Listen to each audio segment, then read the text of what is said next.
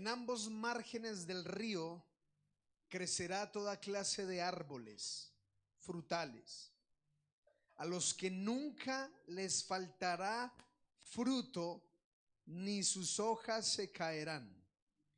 Esos árboles madurarán a su tiempo, porque el agua que los riega sale del santuario. Sus frutos serán comestibles y sus hojas serán medicinales. Bueno, la Reina Valera dice: y junto al río en la ribera, al uno y al otro lado, crecerá toda clase de árboles frutales. Sus hojas nunca caerán, ni faltará su fruto a su tiempo. Madurará, porque las aguas salen del santuario, y su fruto será para comer y su hoja para medicina. La Nueva Versión Internacional, déjenme leerle esta, dice: junto a las orillas del río crecerá toda clase de árboles frutales. Sus hojas no se marchitarán y siempre tendrán frutos. Cada mes darán frutos nuevos, porque el agua que los riega sale del templo. Sus frutos servirán de alimento y sus hojas serán medicinales. Bien, varios textos compara y hace una similitud del creyente con un árbol. Mira el que tiene a su lado, por favor. Mírelo ahora con cara de árbol, ¿sí? No, alguno empieza a soñar ahorita y... No, eso sí estoy convencido de algo. Usted hoy va a ver visiones, sueños de parte del Espíritu Santo en el nombre de Jesús. Despierto, dormido, semidormido, verá visiones en el nombre de Jesús. ¿Cuántos dicen amén? La idea es que su espíritu algo vea hoy. Que usted diga lo que dijo Pablo. No sé si estaba en cuerpo o fuera del cuerpo, dijo el apóstol Pablo, pero lo que vi fue inefable, fue visiones del cielo. Así que igual usted diga: no sé si estaba en esa velada, dormido o despierto, pero Dios me habló y me tocó en el nombre de Jesús. Amén. Dios me bendijo en el nombre de Jesús. Bien, muchísimas veces la Biblia nos compara con árboles. Y aquí Ezequiel está viendo una visión y dice que él ve a las dos orillas de un río. Dice que estos árboles tienen una característica especial, y es que estos árboles crecen, dice, son árboles frutales, sus hojas nunca se marchitan, dice, sus ramas siempre tienen fruto y cada mes dan una nueva cosecha, dice la Nueva Traducción Viviente, pues se riegan con el agua del río que fluye del templo.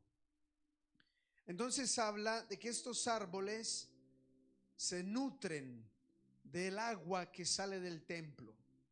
Entonces, si nosotros somos árboles y si usted fue a clase de biología, yo sé que usted fue juicioso y fue a clase de biología, ¿sí?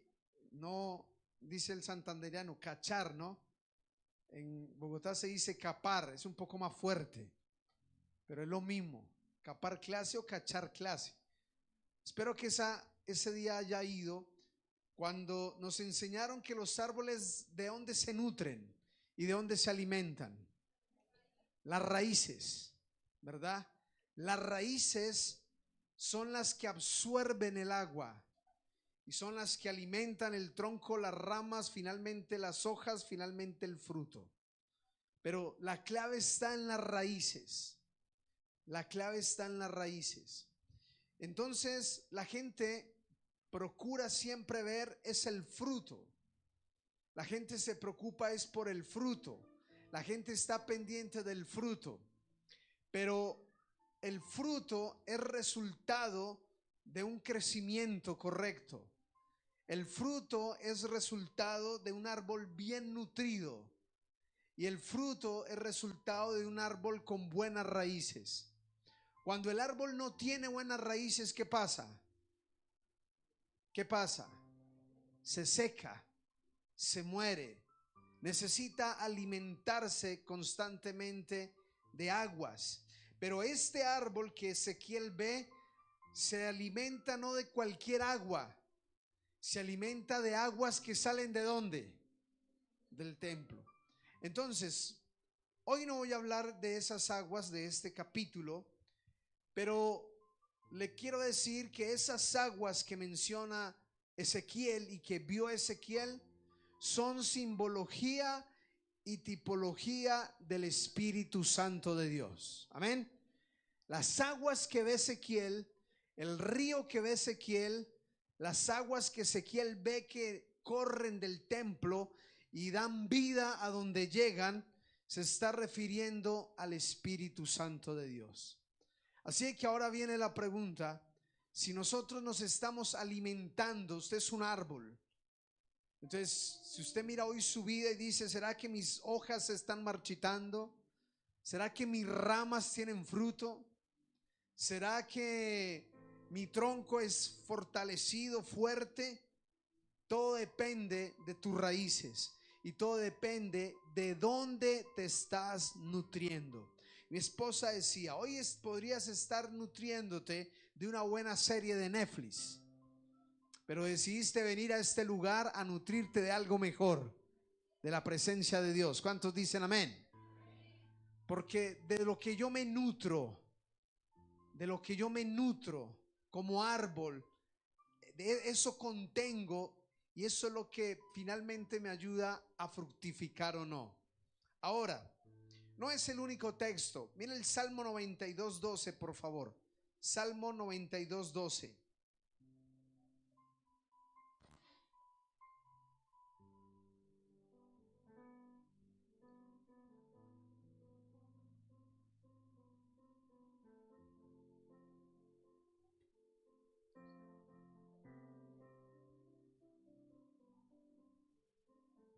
Si ya se durmió, diga amén. Algunos ya están dando fruto.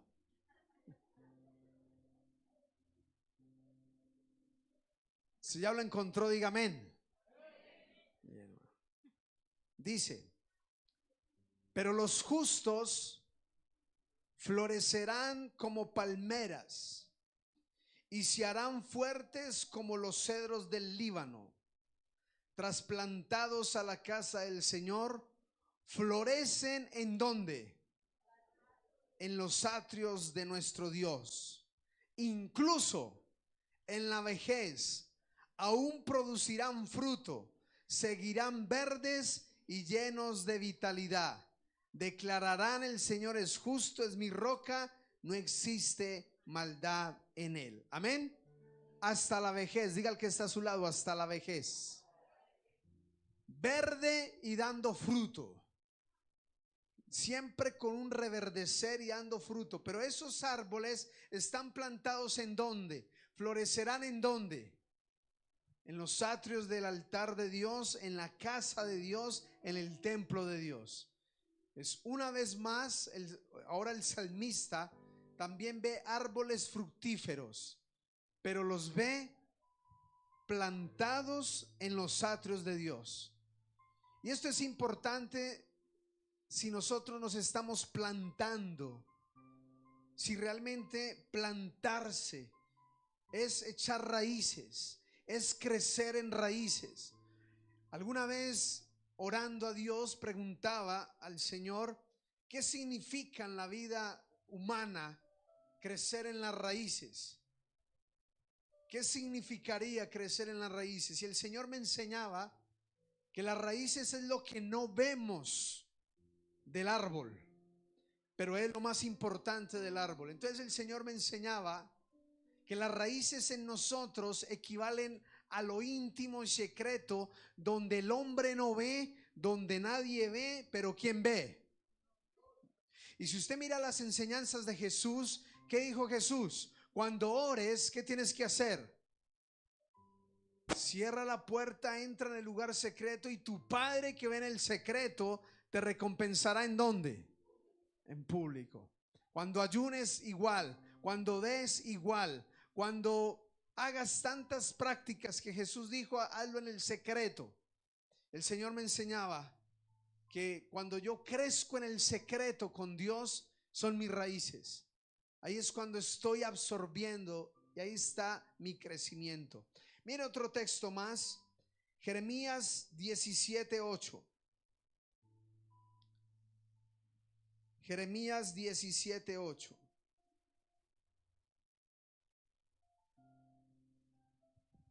Si está despierto, diga amén. Ah, bueno, hermano. Ya estoy que me bajo con la espada. Bueno, dice, versículo 7. Pero benditos son los que confían en el Señor y han hecho que el Señor sea su esperanza y confianza. Son como que plantados junto a la ribera de un río, con raíces que se hunden en las aguas. A esos árboles no les afecta el calor ni temen a los largos meses de sequía. Sus hojas están siempre verdes y nunca dejan de producir fruto. El corazón humano es más engañoso que hay y extremadamente perverso. ¿Quién realmente sabe qué tan malo es? Pero yo, el Señor, investigo todos los corazones y examino las intenciones. Que a todos les doy la debida recompensa según lo merecen sus acciones. Entonces, aquí una vez más habla del mismo árbol que no teme al calor, que no teme a la sequía. Dice, pero Jeremías sí dice, el hombre que confía en el Señor es como ese árbol. Ahí se hace la conexión completa, la conexión como estamos hablando. Ahora, en la Biblia encontramos estas características, y déjeme se las repito, de estos árboles: crecimiento, verdor, fructificación, madurez y propósito. Todo eso tienen los árboles que acabamos de leer en estos textos. Vuelvo y le repito: crecimiento. ¿Quién no anhela crecer? Verdor, fructificación, madurez y propósito. Cuando Dios nos ve como árboles, Él ve todo esto. Cuando Dios nos ve como semillas con potencial de árbol, el Señor no te hizo para que seas una rama seca, un árbol seco, sin fruto, marchitado. Dios no te hizo así. Dios te hizo un árbol para crecer en el nombre de Jesús. Dios te hizo un árbol siempre que tenga verdor, no seco. Dios siempre hizo al hombre para que diera fruto, para que cumpla un propósito. Pero ¿qué sucede? En la práctica, muchas personas en lo espiritual no están nutriéndose de las aguas que salen del templo. Nos estamos nutriendo de lo equivocado, de lo que el mundo ofrece. Nos estamos nutriendo de internet, nos estamos nutriendo de cosas humanas, pasajeras, temporales. Pero ¿qué tanto estamos invirtiendo en nutrirnos de esas aguas? Que tú inviertas tiempo para nutrir tu vida. Y es lo que hablamos: iniciar mañanas buscando de Dios, iniciar tiempos buscando de Dios. ¿Sabe? Más tarde le quiero compartir un testimonio que me impactó mucho en una iglesia en Venezuela, y quiero compartirle ese testimonio a ustedes. Pero ¿sabe? Lo lindo de ese testimonio es algunas búsquedas de la iglesia, algunos momentos especiales de búsqueda. El pastor me decía: 1 de enero, 2 de enero y 3 de enero nos declaramos en oración y ayuno. Empecé yo, luego uní a mi esposa, luego mis hijos, luego la junta de la iglesia, luego el liderazgo. Dijo: ahora es toda la iglesia. Y han invertido tiempos especiales de buscar a Dios, y Dios se ha glorificado de una manera maravillosa en un pueblo muy pequeño allí en Venezuela. Pero que Dios hace cosas grandes y maravillosas donde se le busca, cuando nos nutrimos de su presencia. Acompáñeme a Génesis capítulo 49. Génesis 49. Mira el que tiene a su lado.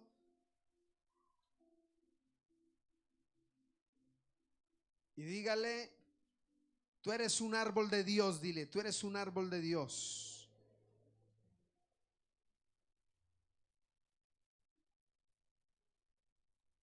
Génesis 49. A mí me fascina este texto. Me fascina muchísimo este texto. Génesis 49, y déjeme contarle un poquito el contexto. Versículo 22.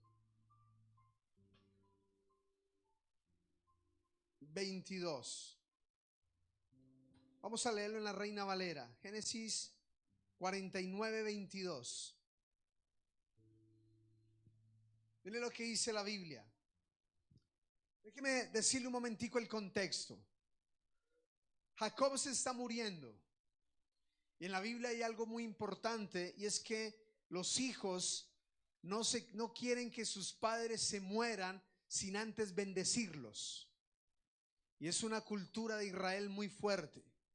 Que mi papá me bendiga, que mi papá me dé una palabra, que mi papá me establezca una palabra antes de morir. Para ellos, usted puede mirar en el texto, en el Antiguo Testamento, todos los pleitos que se armaron por la bendición del padre. Y me estoy refiriendo del padre terrenal. Jacob con Esaú tuvo problemas, Efraín con Manasés tuvieron problemas, y muchísimos tuvieron problemas porque la mano, imagínense, Efraín y Manasés tuvieron un problema porque porque Jacob le puso la mano a uno y lo iba a empezar a bendecir. Y José le dijo, no, ese no es el mayor, es el otro. Dijo, no importa, a este quiero bendecir. Y a ese fue el que bendijo, fue el que le dio la bendición, porque era demasiado importante para ellos la bendición de sus papás. Cuando llegó a José, usted puede leer Génesis 49, Jacob empezó a bendecir a cada uno de sus hijos. A cada uno le dijo, los confrontó, les dijo, les declaró promesas y palabra. Y mire lo que le dijo a José: rama fructífera, escúcheme bien, rama fructífera es José. Rama fructífera junto a una ¿qué? Fuente, cuyos vástagos o ramas se extienden sobre el muro. Le causaron amargura, le asaetearon y aborrecieron los arqueros. Mas su arco se mantuvo poderoso y los brazos de sus manos se fortalecieron. Por las manos del fuerte de Jacob, por el nombre del pastor, la roca de Israel. Por el Dios de tu padre, el cual te ayudará. Por el Dios omnipotente, el cual te bendecirá. Con bendiciones de los cielos de arriba, con bendiciones del abismo que está abajo, con bendiciones de los pechos y del vientre. Las bendiciones de tu padre fueron mayores que las bendiciones de mis progenitores. Hasta el término de los collados eternos serán sobre la cabeza de José y sobre la frente del que fue apartado de entre sus hermanos. Amén. Cuando nosotros leemos de todo, usted mira todas las bendiciones sobre todos los hijos, ninguna fue tan larga como esta, ninguna fue tan extensa como esta. Y Jacob se amplió en esta bendición para su hijo José, y lo describe como una rama fructífera. O sea, él se quedó mirando a José y dijo, él es como un árbol, pero una rama llena de fruto. Y dice, esa rama está llena de fruto. Y dice, rama fructífera es José. Y repite, pero esa rama fructífera tiene una característica especial. ¿Y está en dónde? Mire lo que dice ahí, rama fructífera junto a ¿qué? A una fuente. Dice, él es una rama fructífera, pero está conectado a una fuente. Y nosotros sabemos que la fuente es ¿quién? El pastor de Israel, la roca, como lo describe ahí, las aguas que salen del templo, el Espíritu del Señor. Ahora, dice, junto a una fuente cuyos vástagos se extienden sobre el muro. Imagínense que Jacob ve la rama fructífera y él dice, él era como una rama que encontró muro, pero ¿qué hizo? Se fue por encima de los muros. Encontró muro, pero se fue por encima del muro esa rama. ¿Por qué? Porque está junto a una fuente. Y dice, cuyos vástagos se extienden sobre el muro. Y empieza a escribir. Le causaron amargura, le asetearon y le aborrecieron los arqueros. Pero cuando conocemos la vida de José, sabemos a qué se está refiriendo la palabra de Dios, a lo que él vivenció. José fue uno de los que fue odiado por sus hermanos. Yo no tuve esa bendición de ser odiado por ningún hermano porque fui hijo único. Entonces no me gané el odio de ningún hermano. Pero José tenía 11 hermanos, pero 10 lo aborrecían. 10 lo odiaban. Yo no sé si ustedes, los que tienen familia, hermanos, debe ser horrible que lo odie su propio hermano. Odio.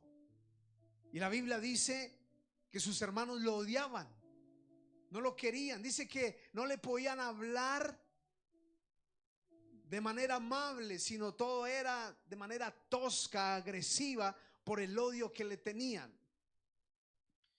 Y José era un niño que Dios sabía, como dijo ahí, cuando usted mira el texto al final dice, sobre la frente del que fue apartado entre sus hermanos, está diciendo. O sea, entre todos esos Dios dijo, yo quiero usar a este. Lo apartó. A los 17 años Dios le dio una visión a ese José. Pero quizás a los 17 no era tan sabio. Y fue y le dijo a sus hermanos, acabé de tener un sueño. Venga, hermanos que me odian. Hermanos que me odian, les quiero contar un sueño. Y los tipos con el odio, cuente a ver. Yo soñé que yo era una espiga que crecía y todas las demás se me inclinaban. Imagínense, y lo odiaban. Y luego volvió otra vez y le dijo, hermanos que me odian más y me siguen odiando más. Tuve otro sueño. Yo creo que lo querían era golpear, ¿verdad? Bueno, cuente a ver cuál es el otro sueño. El sol, la luna y las estrellas se inclinaban delante de mí. Y ahí sí que el odio era mayor. A tal punto fue ese odio que sus hermanos, ¿qué hicieron? ¿Quién recuerda la historia? ¿Qué hicieron? Lo vendieron. Pero acuérdese que habían unos que lo querían, ¿qué? Querían pelar, hermano. ¿Sí? Hay un sticker muy popular en la iglesia, hermano, que hace así. ¿Sí? Lo querían matar. Yo le voy a enviar el sticker al grupo para que se acuerde. Lo querían matar. Sus propios hermanos. Habían unos hermanos que decían, no, matémoslo. Mire, está lejos de papá, matémoslo, ahora sí. Uno de ellos es el que intercede y dice, no, mire, mejor vendámoslo. Lo vendieron. Y obviamente a los 17 años ser vendido como esclavo tuvo que haber sido una experiencia fuerte. Es el desprendimiento de familia, de papá, de casa, de mamá. De todo lo desprendieron de una manera brusca. Lo ataron, lo amarraron a un carro, lo subieron y lo enviaron. Yo siempre que veo gente desprendiéndose con dolor de algo sin saber qué va a pasar, nunca olvidaré. Y siempre que hablo este texto no puedo dejar de recordar, y si alguna vez usted pudo verlo, cuando en Cali secuestraron estos diputados, la guerrilla, y grabaron, y los estaban grabando, cuando les dicen somos del frente no sé qué de las FARC, y ustedes están en las manos de las FARC. Usted mira el rostro de todos estos hombres, es un rostro que impacta, sus miradas, su preocupación, su angustia de estar en un bus con un montón de hombres armados diciéndole que ahora están secuestrados. Usted y yo sabemos la historia de todos ellos, solo sobrevivió uno. Todos murieron, duraron muchísimos años secuestrados. Pensaba yo, porque cuando el bus va saliendo de Cali y se empieza a meter en la selva, la mirada de ellos hacia la ciudad es una mirada que ya todos sabemos el final. Pareciera que lo presintieran. Parecía que se estaban despidiendo de, yo creo que en ese bus estaban mirando a quiénes, su esposa, sus hijos, lo que están dejando en esa ciudad. Impresionante, y me impacta eso y me hace pensar en José en ese carro. Igual, lo están vendiendo y lo están llevando quién sabe para dónde, quién sabe para qué. Luego de que es vendido, él está como lo compra un oficial de Egipto, Potifar, y Dios lo bendice, Dios lo respalda, todo lo que toca lo prospera, es bendecido y todo. Pero ¿qué hizo la patrona? Le echó ojo. Digo, este está como guapo, está bien. Y lo tentó, lo acosó. Y él, muy fiel a Dios, impresionante la fidelidad de este árbol, que empezó a encontrar muros de odio, muros de traición, muros de que lo vendan, de la herida. Por eso dice, lo odiaron los asaeteadores, dice ahí la Reina Valera. Significa los que lanzan flechas, los arqueros, dice, lo odiaron los arqueros. Jacob ve a su hijo como que los demás hermanos lo cogieron con arcos y le clavaban flechas sin compasión, con odio. Y eso fue lo que ve Jacob en el espíritu. Dice, los arqueros lo odiaban, los que le tiraban saetas lo odiaban. Pero es una rama que a pesar de eso, ¿qué hizo? Se fue por encima aún de eso que vivió. Pero ¿por qué logró? ¿Por qué lo logró? Porque está conectado ¿a qué? A la fuente. A la fuente. ¿Qué es lo que sucede con la mayoría de personas? Cuando sufrimos esta clase de cosas, nos cuesta seguir verdes con el verdor espiritual, porque nos hieren, porque alguien nos ofende, porque alguien hizo algo contra nosotros. Entonces pareciera que eso nos desconecta de la fuente y el corazón se empieza a llenar de amargura, de frustración, de deseos de venganza. Sus hermanos lo habían vendido, le causaron daño, pero no pasa eso porque él está conectado a la fuente. Entonces pareciera que eso lo logró superar. Después de ser odiado, vendido, terminó siendo calumniado y metido a la cárcel. La patrona lo calumnió de violador y finalmente fue a la cárcel. Una más. Pero tremendo ese árbol, y por eso su papá lo ve así. Dice, esta es una rama fructífera. Muros, saetas, todo lo que vino sobre él. Pero él, ¿qué hacía? Fructificar, crecer, reverdecer, dar fruto, porque estaba conectado a la fuente. Estaba conectado a la fuente. Odiado, vendido, calumniado. En la cárcel él tenía el don de interpretar sueños. Ayudó a un copero y a un panadero. El copero le dijo, gracias por ayudarme. Voy a hablarle a Faraón, voy a salir de esta cárcel y le voy a hablar al Faraón para que lo saque de la cárcel y lo ayude, porque usted me ayudó a mí. Yo creo que José se emocionó y dijo, uy, claro. ¿Sabe? El copero era el que todo el tiempo hablaba con el rey. Imagínense, el que le sirve la copa todos los días. Es decir, era mano derecha del faraón. Es el que todo el tiempo le está dando la copa. Yo creo que José dijo, claro, este sí me va a conectar con el que es. ¿Sabe qué dice la Biblia? Que el copero se olvidó de él 2 años. Se le olvidó. ¿Cuántas veces a nosotros nos han olvidado? Muchísimas. ¿Cuántas veces le dijeron tranquilo, nosotros le llamamos?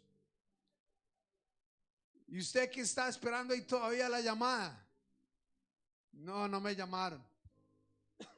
A veces ponemos esperanza en hombres y decimos, no, esta persona me va a ayudar. Esta persona me va a ayudar. No ayudó. No ayudó. Nos ha pasado de muchas maneras, nos pasa de muchas formas. donde ponemos la esperanza en que alguien sí me va a ayudar y no nos ayuda, nos olvida. Y eso fue lo que le pasó a José. Pero aún así nunca deja de reverdecer. ¿Sabe? Prosperaba hasta en la cárcel. La Biblia dice que todo lo que administraba y tocaba en la cárcel le iba bien y era bendecido. ¿Quién es bendecido en la cárcel? Solo alguien que está conectado a la fuente. Amén. Esa es la vida de José.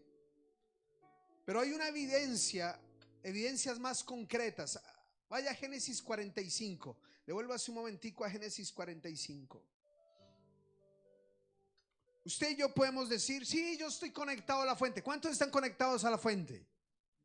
Algunos dicen, amén. No. ¿Cuántos están conectados a la fuente de Dios? Amén. Pero hay evidencias de esa fuente. Usted puede decir, yo estoy conectado a la fuente, pero tener odio en su corazón por sus hermanos. Y no me refiero solo a sus hermanos aquí terrenales, sus hermanos en general, hasta con su vecino, hasta con su compañero, hasta con su jefe, hasta con la persona que te hizo mucho daño. Y si quizás fue mucho daño el que te hizo, pero hay odio. Pero ese odio afecta al árbol. Porque ¿sabe qué me mostraba Dios? A través del texto, creo que lo leíamos hoy en el devocional. Si usted vio el devocional, recordará. El Espíritu del Señor está sobre mí, me ungió para sanar y liberar. ¿Sabe por qué? Porque la presencia del Espíritu Santo es incompatible con las heridas y con las cadenas. Es decir, donde está el Espíritu de Dios, trae sanidad. Donde está el Espíritu de Dios, trae libertad en el nombre de Jesús. Yo no puedo decir, estoy lleno del Espíritu Santo de Dios y atado con cadenas a iniquidad o a pecado. Yo no puedo decir, estoy lleno del Espíritu Santo de Dios con odio en mi corazón hacia alguien. Eso es incompatible. Porque si estoy lleno de la presencia de Dios, si estoy en la fuente correcta, eso no me deja guardar odio, no me deja guardar. Mira capítulo 45. Le voy a mostrar algunas cosas interesantes. Versículo 4. ¿Cómo dice el título? José se da a conocer a sus hermanos. Dice la Biblia, versículo 4. Entonces dijo José a sus hermanos: acercaos ahora a mí. Y ellos se acercaron. Y él les dijo: yo soy José, vuestro hermano, el que vendisteis para Egipto. Dice, él mismo los llama y les dice: yo soy su hermano, el que ustedes vendieron para Egipto. ¿Sabe? Quiero leer el versículo 1 para que tengamos un contexto de lo que le quiero decir. No podía ya José contenerse delante de todos los que estaban al lado suyo, y clamó: hacer salir de mi presencia a todos. Y no quedó nadie con él. Al darse a conocer José a sus hermanos, entonces se dio a llorar a gritos, y oyeron los egipcios y oyó también la casa de Faraón. Y dijo José a sus hermanos: yo soy José, ¿vive aún mi padre? Y sus hermanos no pudieron responderle porque estaban turbados delante de él. Entonces dijo José a sus hermanos: acercaos ahora a mí. Y ellos se acercaron. Y él les dijo: yo soy vuestro hermano, a quien vosotros vendisteis a Egipto. Ahí hay una demostración. Esa palabra, acérquese a mí, le está diciendo: venga, acérquese a mí. Él no los está llamando para vengarse. Ahí hay una actitud diferente hacia los que le hicieron daño. Le está diciendo que acérquese. Yo soy José, el que ustedes vendieron, acérquese. Dice: ellos se acercaron. Él tenía el poder en ese tiempo, era el segundo hombre después de Faraón de gobierno y poder. Él tenía todo para vengarse y hacer sufrir y cobrarle a sus hermanos todo el daño que le hicieron, pero no lo hizo. Vino un llanto, vino un quebranto, obviamente, de dolor, pero dice: acérquese. Hay una disposición de perdón hacia ellos ya. Y de hecho antes les da palabra y les dice en el 5: no os entristezcáis ni os pese haberme vendido, porque para preservación de vida me envió Dios delante de vosotros. Antes les dice, oiga, no se ponga triste por haberme vendido. ¿De dónde salen las palabras del que fue la víctima? Él es la víctima, él es el herido, él es el afectado. Y se para y les dice a sus victimarios, a sus ofensores, a los que le hicieron daño, les dice, no se pongan tristes, que no les pese, no se arrepientan, porque Dios tenía control de todas las cosas y ve las cosas desde la perspectiva de Dios, y no es su dolor, no es las circunstancias, no es lo que vivió, sino pudo leer todas las cosas desde la perspectiva de Dios. Amén. Qué tremendo.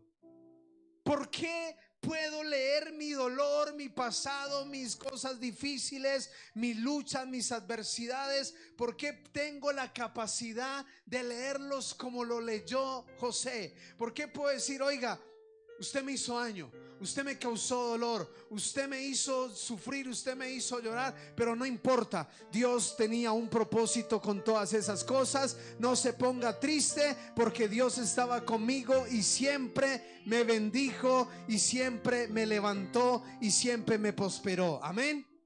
¿Sabe por qué? Porque está conectado ¿a qué? A la fuente. Si no estuviese conectado a la fuente, hermano, se venga de sus hermanos, le cobra su dolor, le cobra el mal que le hicieron.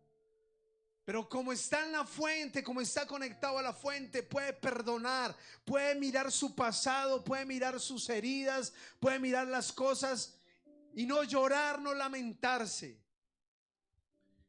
Mi esposa siempre hablaba de alguien que cuando se refiere al pasado, mi esposa hablaba de alguien que cuando bebe en diciembre se acuerda del pasado y se acuerda de su infancia, de las veces que sufrió y le pegaron.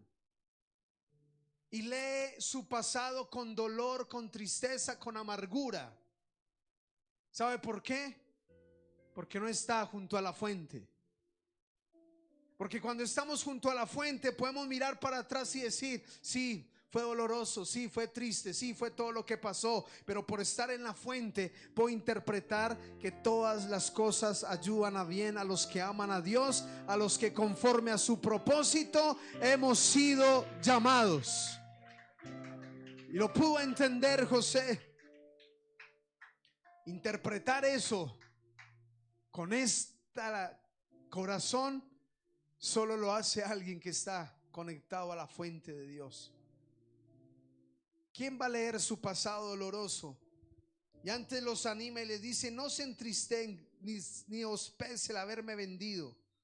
Para preservación de vida me envió Dios delante de vosotros. Diciéndole, ¿sabe qué? Eso que pasó ahí fue un viaje que Dios me anticipó en primera clase. Bueno, en primera clase todo lo que le pasó. Pero ¿por qué puede verlo diferente? Y sabe, en el versículo 6 dice, pues ya ha habido 2 años de hambre en medio de la tierra, y aún quedan 5 años en los cuales ni habrá arada ni siega. Dios me envió delante de vosotros para preservarlos posteridad sobre la tierra y para darlos vida por medio de gran liberación. Así pues, no me enviasteis acá vosotros, sino Dios, que me ha puesto por padre de Faraón y por señor de toda su casa y por gobernador en la tierra de Egipto. Qué tremendo, qué tremendo. ¿Cómo alguien puede mirar y decir, tranquilo, todo el tiempo, todo esto, Dios ha tenido el control siempre?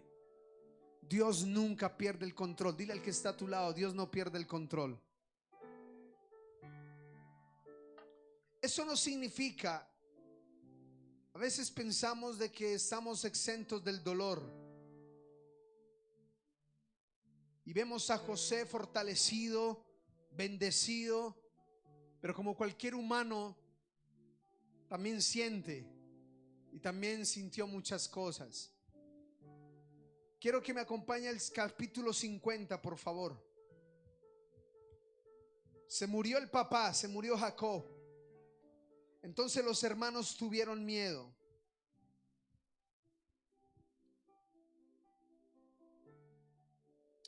(50:15), acompáñeme al 50:15. Dice: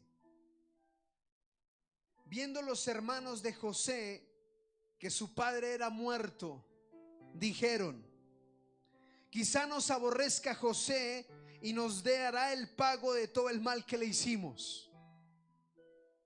Y enviaron a decir a José: tu padre mandó antes de tu muerte diciendo: así diréis a José, te ruego que perdones ahora la maldad de tus hermanos y su pecado, porque mal te trataron. Por tanto ahora te rogamos que perdones la maldad de los siervos del Dios de tu padre. Y José, ¿qué?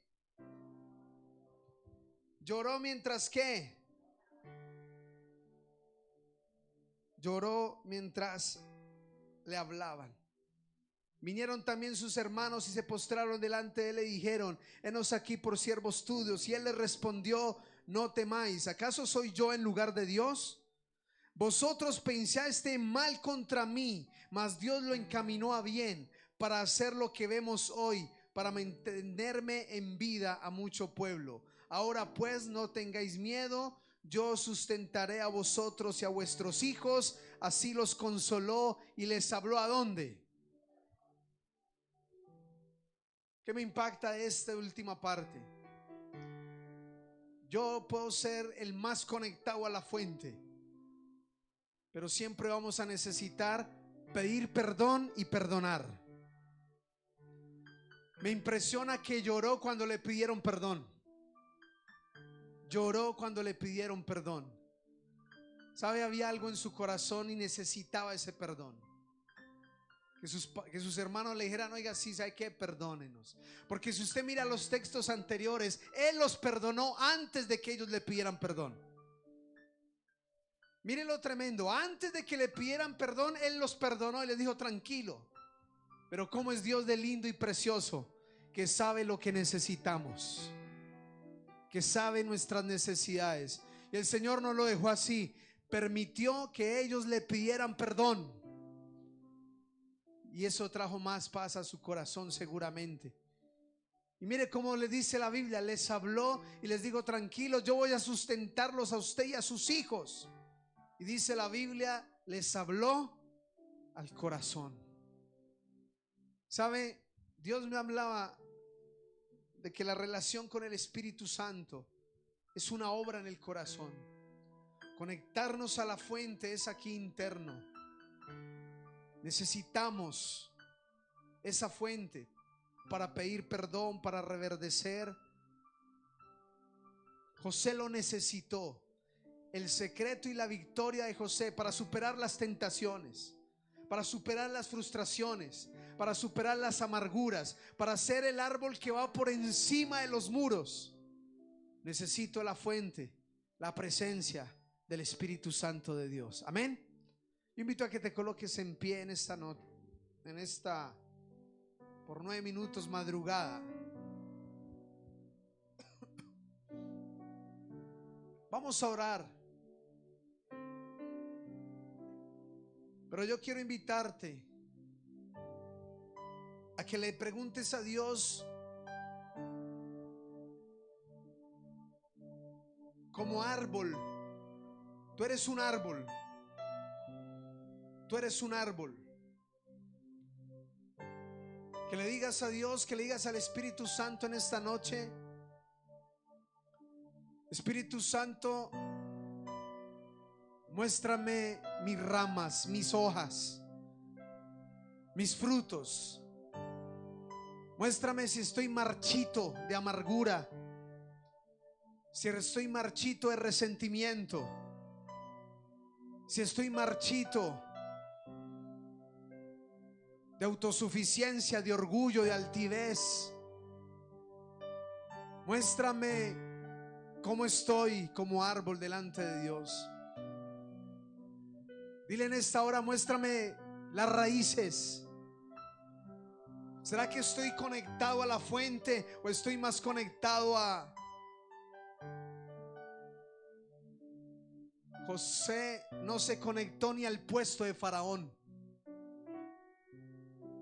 Hay gente que se conecta a sus logros en la vida, a sus profesiones, a sus bienes. José, aún exitoso, estaba conectado a Dios todavía. Preséntate como un árbol y hoy vamos a pedirle al Espíritu Santo que sane todo tu corazón, que absorbas de Él lo que tienes que absorber, pero que reverdezcas en el nombre de Cristo Jesús. Tome la posición que quiera para orar. Vamos a estar orando. Padre eterno y Dios de los cielos,